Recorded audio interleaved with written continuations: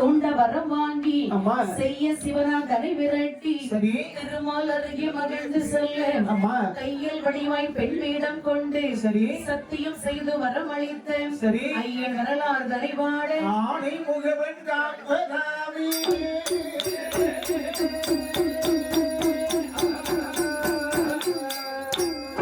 வெள்ளிக்கையில் ஆசை மலை தனிலே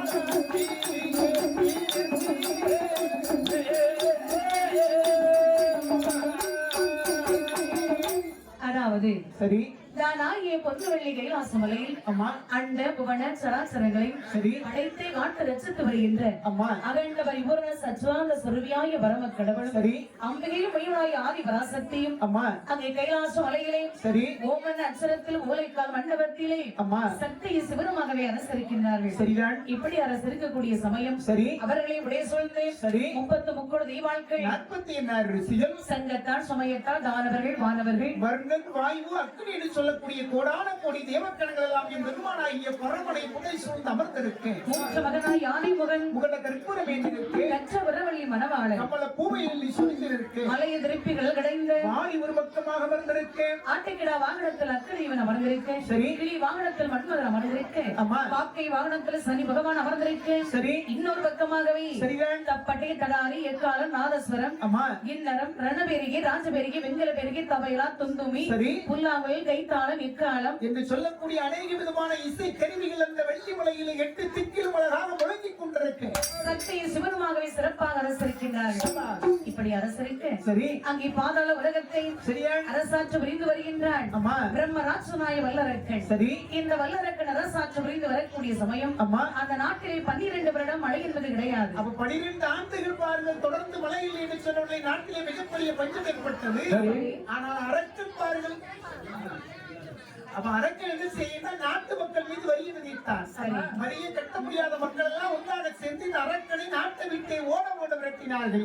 உயிர் பிழைக்க வேண்டும் என்று ஓடி வருகிறான் வல்லரக்கன். சரி. வானகத்திலே வந்தான். அம்மா ஆதி சிவனை தானதைத்து அருந்தவம் செய்தான். சரி. அறிந்தார் சிவபெருமான். அம்மா நந்தி தேவரை அழைத்து வல்லரக்கனை கைலாசமலை அழைத்து வரும்படி சொன்னார்கள். சரி. நந்தி தேவர் வெள்ளி கைலாசமலை அழைத்துக் கொண்டு வந்தார் வல்லரக்கனை. சரியா? என்ன வரம் வேண்டும் என்று கேட்க ஆமப்பா வல்லரக்கன் தோண்டிவலுக்கு தலையிறக்கும்படி வரம் கேட்டாள். கேட்ட வரத்தை பாருங்கள், நீ வாங்கிய வரத்தை வைத்து நல்லதை செய்தாய் என்று சொன்னால் இந்த நாட்டில் நீ நலமுடன் வாழ்வாய்.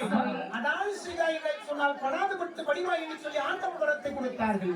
வரம் வாங்கின மமதையால் புறப்பட்டான் வல்லரக்கன். சரி. அவனுடைய நாட்டுக்கு செல்ல வேண்டும் என்று வரக்கூடிய சமயம் அம்மா வரக்கூடிய வழியிலே நாரருடைய சூழ்ச்சியினாலே சரி. ஈசனை சோதிக்க வேண்டும் என்று வருகின்றான் வல்லரக்கன். சரியா? அங்கே கைலாசம் வரைக்கும் வந்தான். சரி. வருவதை கண்டு யார் யாரெல்லாம் ஓடுகின்றார்கள்? யாரெல்லாம் ஓடுகின்றார்கள்? மாணவர் ஓடினார், வரையவர்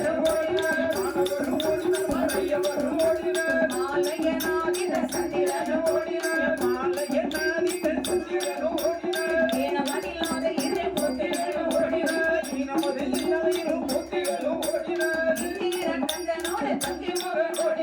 இந்திர கந்தனோடு தந்தி மகன் ஓடினார், மாணவரும் ஓடினார், அமோதிரம் தங்கையான கார்மணல் ஓடினார், எல்லோரும் ஓடும்போது ஈஸ்வரன்